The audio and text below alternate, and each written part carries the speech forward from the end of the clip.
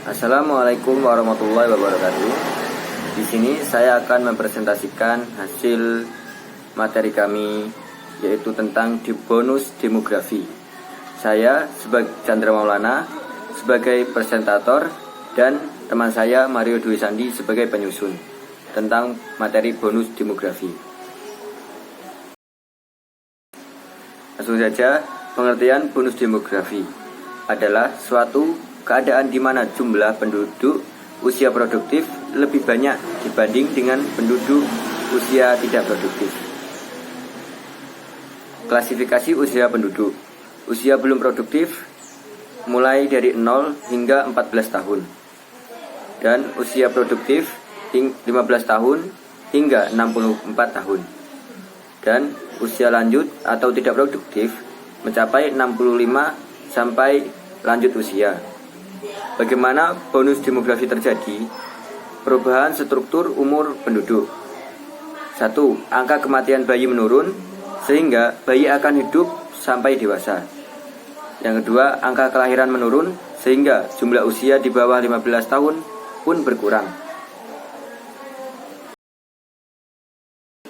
Setiap negara akan melalui era bonus demografi. Dan hanya satu kali bila siap, maka negara itu akan menikmati bonus demografi, dan namun bila gagal, maka negara itu akan mengalami bencana demografi. Negara yang mengoptimalkan bonus demografi. 1. Korea pada tahun 2000. Yang kedua, Hong Kong pada tahun 1982. Yang ketiga, Singapura pada tahun 1991. Yang keempat, Jepang pada tahun 1970. Lalu bagaimana dengan Indonesia? Negara-negara yang gagal menikmati bonus demografi. 1. Brazil, bonus demografi pada tahun 1970 hingga 2018 terjadi resesi ekonomi terbesar sepanjang sejarah pada tahun 2015 hingga 2016. Anggaran pemerintah defisit. Krisis politik memicu demonstrasi besar. Pengangguran tinggi hingga mencapai 13%. Yang kedua, Afrika Selatan. Angka pengangguran tinggi mencapai 53% generasi milenial. Hal ini dikarenakan tidak diimbangi dengan penyediaan lapangan kerja.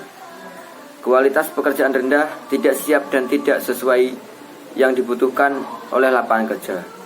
Kualitas pendidikan atau kurikulum yang salah, munculnya kriminalitas dan perilaku negatif. Akankah Indonesia berhasil menikmati bonus demografi? Kapan? Syarat bonus demografi berhasil. 1. Kualitas penduduk baik. Yang kedua, lapangan kerja banyak. Yang ketiga, kualitas penduduk tinggi. Yang keempat, mendorong wirausaha dan investasi produktif. Yang kelima, kebijakan pemerintah yang mendukung. Yang keenam, mengendalikan jumlah penduduk. Yang ketujuh, pelayanan kesehatan dan psikologi untuk menghasilkan generasi yang baik. Perjalanan Indonesia menuju bonus demografi. 1. Tahun 1970-an, program KB tujuannya untuk menurunkan angka kelahiran penduduk. Yang kedua, tahun 1980-an, transisi demografi. 1. Akankah angka kelahiran turun, angka kematian turun? Yang kedua, pelayanan kesehatan meningkat.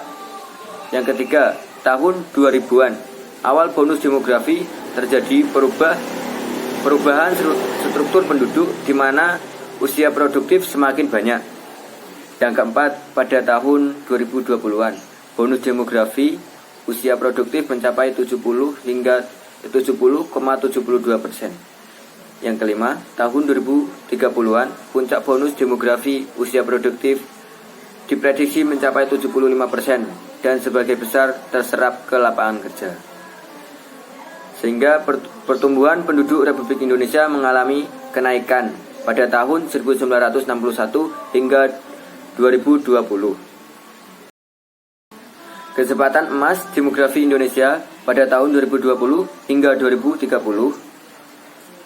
Tenaga kerja lebih berkualitas pada tahun 2020 hingga tahun 2030. Dampak bonus demografi. Dampak positif. Yang ke-1, meningkatkan pertumbuhan ekonomi. 2, meningkatkan pendapatan nasional. Yang ketiga, meningkatkan kesejahteraan masyarakat.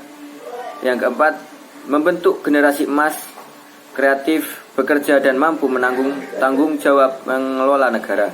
Yang kelima, meringankan beban hidup karena beban menanggung usia tidak produktif sangat kecil. Yang keenam, modal bangsa untuk memiliki SDM yang produktif dan berkualitas. Dampak negatif. 1.